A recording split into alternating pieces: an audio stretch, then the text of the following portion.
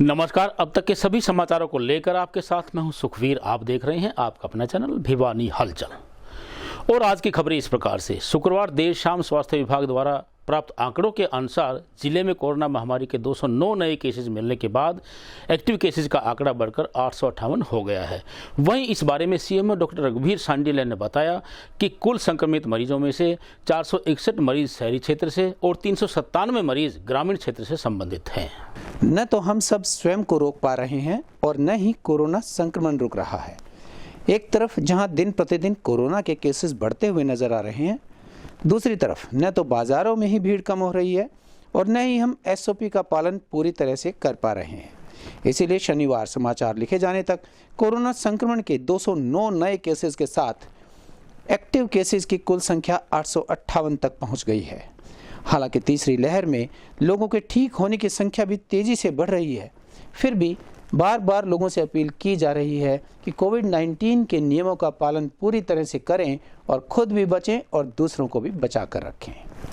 Corona लगातार बढ़ता जा रहा है और हमारे अब थर्ड लहर में 1059 केस आ लिए हैं, जिसमें 753 हमारे एक्टिव हैं और ये जो हमारे जो ठीक हुए हैं वो उनकी संख्या के मुकाबले पॉजिटिव इन्फेक्शन की रेट ज़्यादा आ रही है। कल हमारे 178 पेशेंट पॉजिटिव आए थे और अभी तक हमारे 40 पेशेंटों की लिस्ट आ ली है। शाम तक ये भी बढ़ जाती है। तो आपके माध्यम से मैं यही प्रार्थना करूंगा, जो भी होम आइसोलेशन में जो पेशेंट हैं वो सरकार की हिदायत के अनुसार 7 दिन का क्वारंटाइन पूरा करें, इधर उधर ना घूमें। जो होम आइसोलेटेड जो पेशेंट होते हैं उनका कमरा अलग हो, लेटरिन बाथरूम अलग हो, वो मास्क लगाएं, इधर उधर ना घूमने से कंटेनमेंट कर सकते हैं हम इन्फेक्शन को स्प्रेड करने में। जैसे कि हम कल गए थे, 2-4 मरीज हमने पाए कि वो पॉजिटिव होते हुए भी इधर उधर घूमने, तो इस प्रकार वो फैलाने का कार्य कर रहे हैं, एपिडेमिक्स का एक्ट का उल्लंघन कर रहे हैं। ऐसे जो भी मिलते हैं हम उसको पुलिस के माध्यम से उसका विरुद्ध अनुशासनिक कार्रवाई करवाने के लिखेंगे।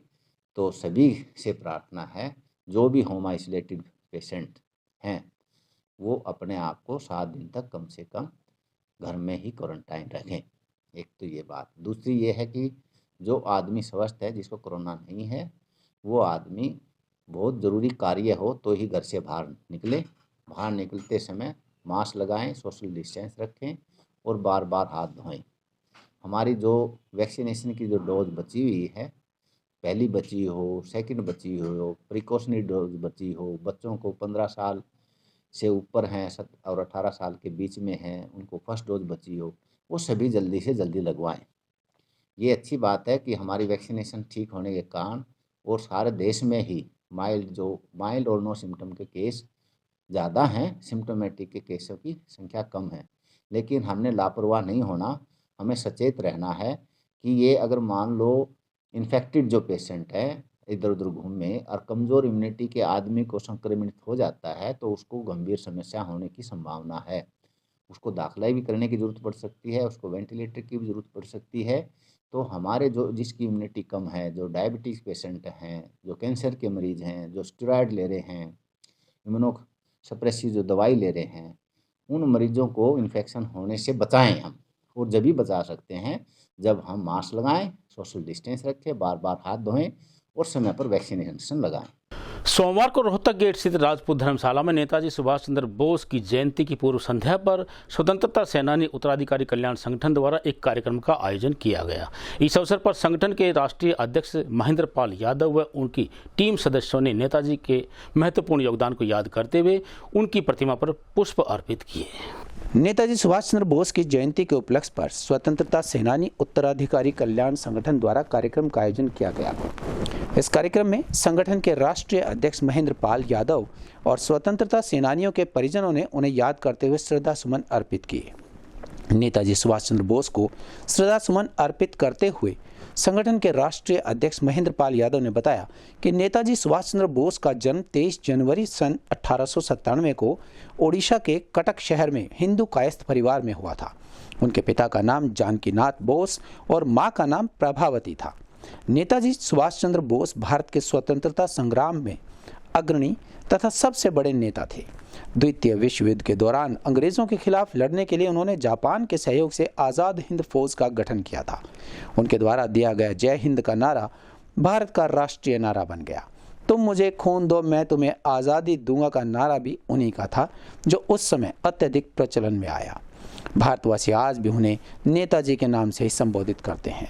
इस अवसर पर नगर के अनेक गणमान्य व्यक्ति उपस्थित रहे। स्वतंत्रता सेनानी उत्तराधिकारी कल्याण संगठन की तरफ से नेताजी सुभाष चंद्र बोस की 125वीं जयंती राजपूत धर्मशाला रोहतक गेट भिवानी में संगठन के सदस्यों के साथ श्रद्धा के पुष्प अर्पित करके बनाई जा रही है। आप हमारी आने वाली पीढ़ी को यादगिरी कराने के लिए, जागरूकता पैदा करने के लिए, ताकि हमारी आने वाली पीढ़ी याद रखे कि भाई नेताजी सुभाष चंद्र बोस ने देश की आज़ादी के लिए क्या क्या किए। इसके लिए हम युवा पीढ़ी को जागरूक करने के लिए हर साल नेताजी सुभाष चंद्र बोस की जयंती इसी तरह मनाते हैं। गणतंत्र दिवस समारोह के उपलक्ष्य में शनिवार को विभिन्न विद्यालयों के बच्चों द्वारा स्थानीय भीम स्टेडियम में रिहर्सल का आयोजन किया गया। इस अवसर पर एडीसी राहुल नरवाल सहित अनेक प्रशासनिक अधिकारियों ने विभिन्न कार्यक्रमों का निरीक्षण किया। वहीं इस अवसर पर जिला शिक्षा अधिकारी अजीत सिंह शोरान ने 15 स्कूलों के बच्चों के कार्यक्रम में भाग लेने की जानकारी प्रदान की। गणतंत्र दिवस के अवसर पर जिला स्तरीय समारोह स्थानीय भीम खेल परिसर में आयोजित करवाया जाएगा।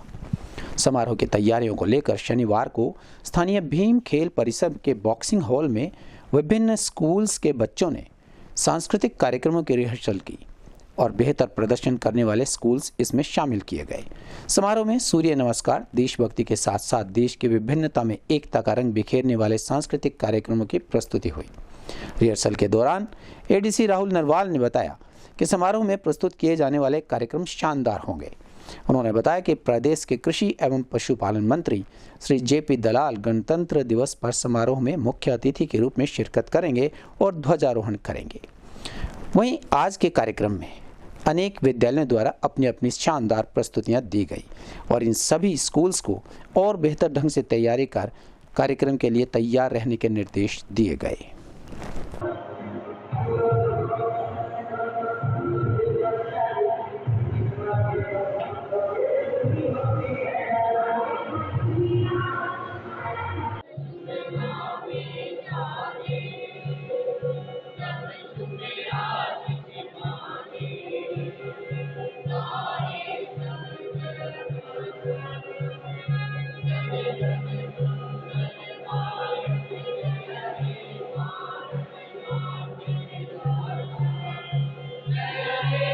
हाँ सर, क्या कहेंगे आज कहीं?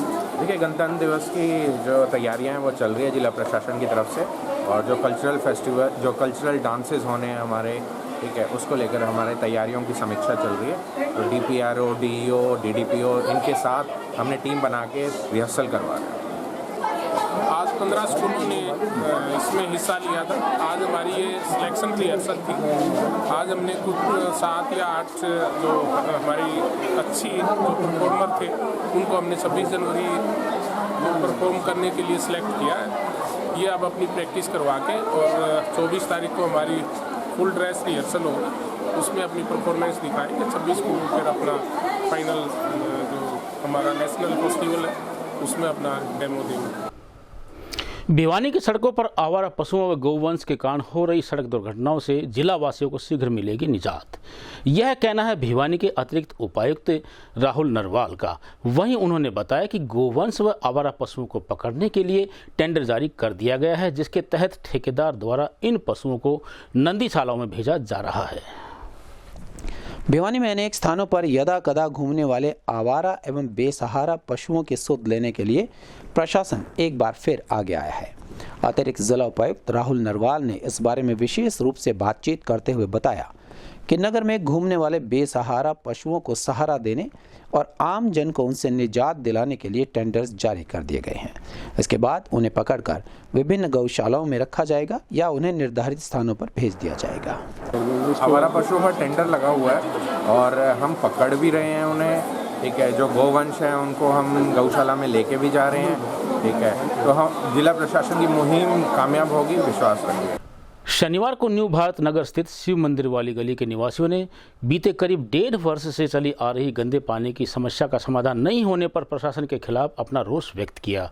वहीं एकत्रित नागरिकों ने विधायक व संबंधित विभाग को अनेक बार शिकायत करने के बावजूद समस्या को हल नहीं करने का आरोप लगाया। न्यू भारत नगर शिव मंदिर वाली गली में लोगों ने यहां हो रही सीवरेज समस्या और गंदे पानी की समस्या को लेकर अपना रोष प्रकट किया। यहाँ के क्षेत्रवासियों ने बताया कि करीबन 1.5 साल से बहुत ही गंदा पानी उनके घरों में आ रहा है। इस बारे में वो सीएम विंडो पर भी शिकायत कर चुके हैं और नगर विधायक को भी एक ज्ञापन दे चुके हैं। इसके अलावा सभी दफ्तरों में भी वो एक ज्ञापन पहुंचा चुके हैं, लेकिन फिर भी उनकी कोई सुनवाई नहीं हो रही है।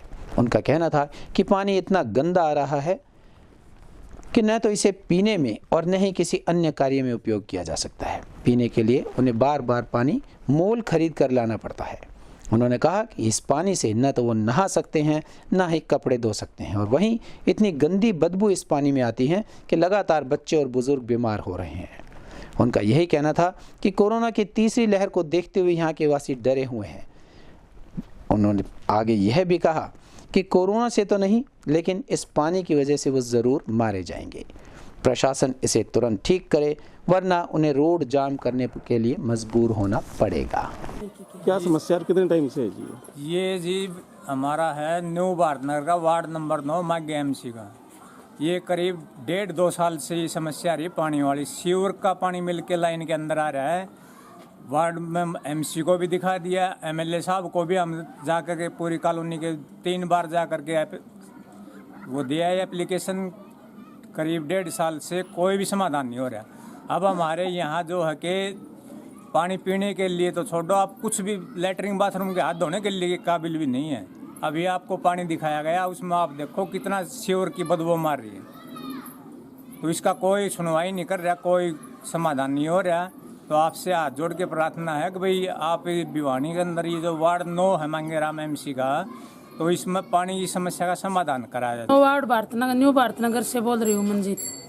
यहाँ इतना गंदा पानी आ रहा है कि उसके पास से निकलना भी मुश्किल हो रहा है, और उसमें खाना भी बनाएं तो कितना वो होगा, बच्चे बीमार पड़ रहे हैं, ये पीलिया भी हो रहा है, कोरोना का टाइम चल रहा है।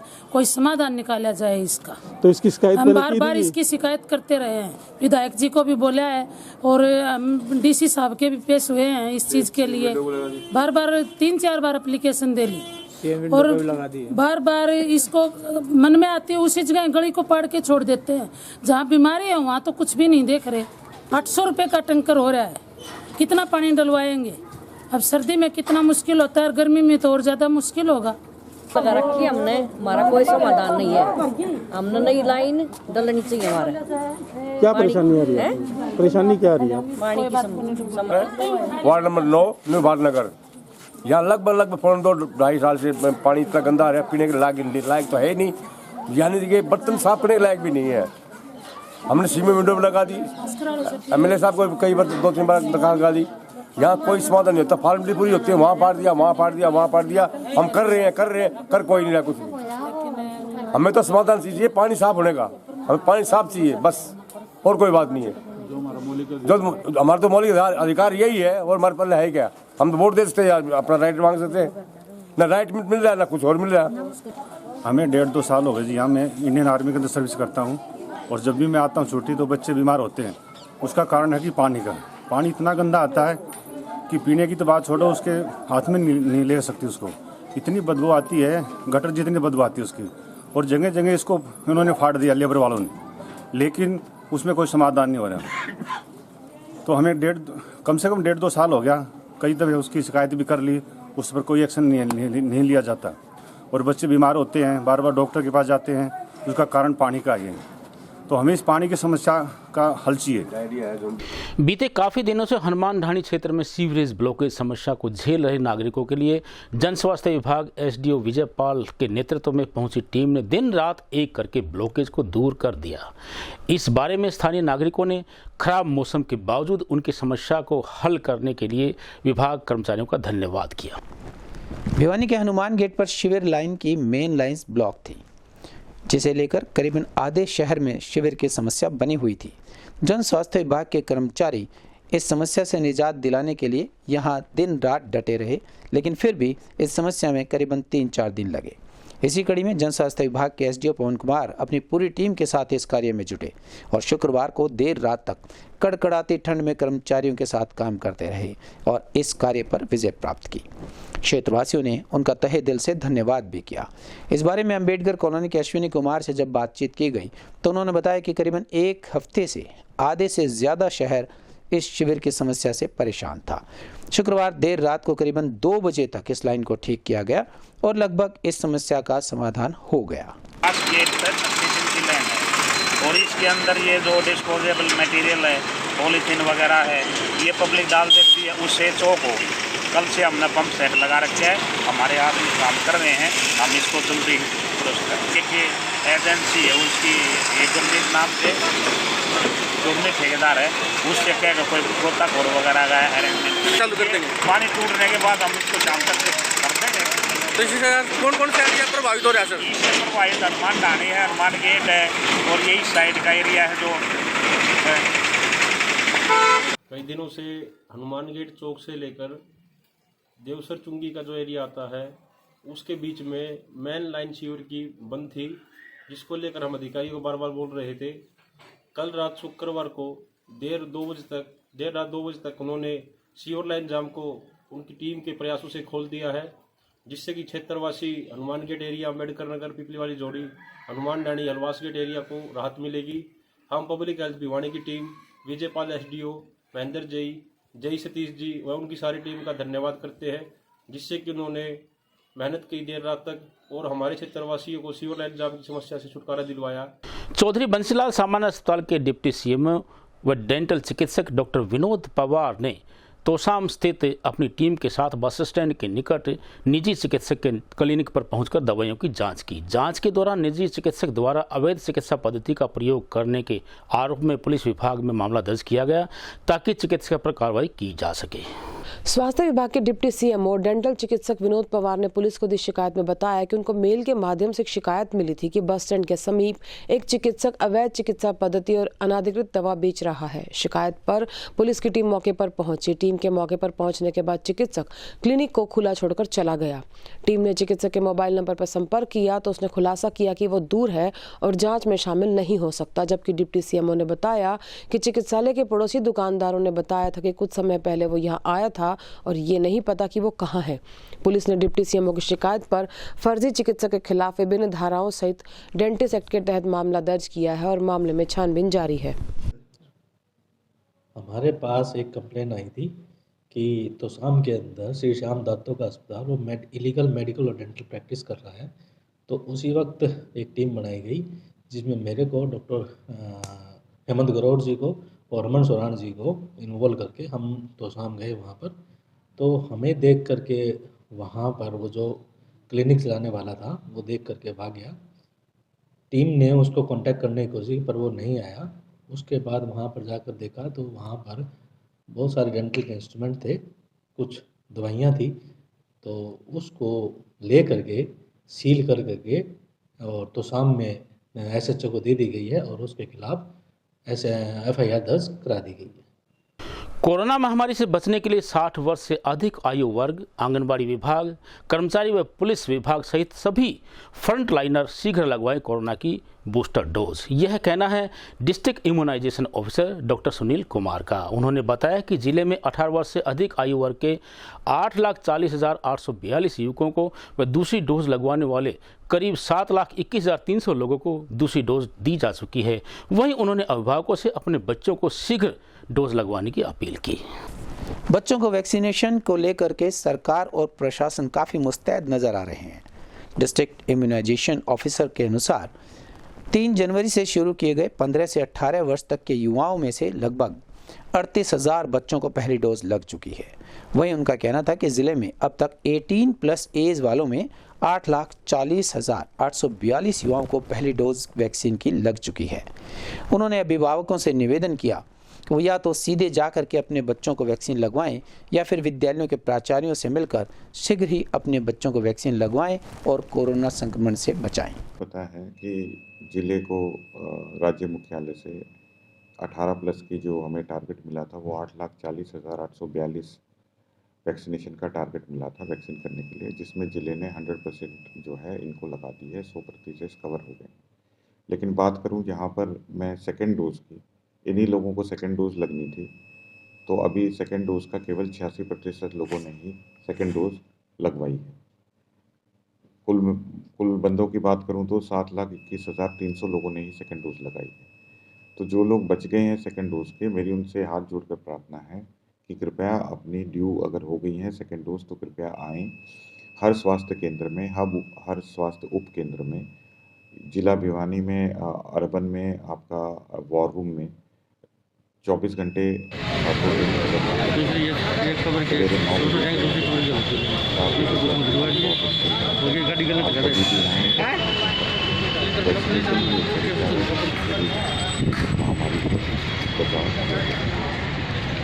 फिर हमें 3 जनवरी से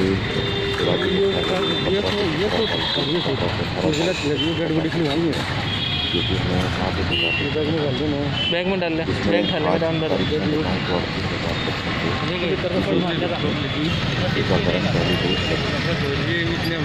मैं ये भी सभी अभिभावकों हाँ परिजन भाई सब वो भाई 1 मिनट के बना लिया करो ना तो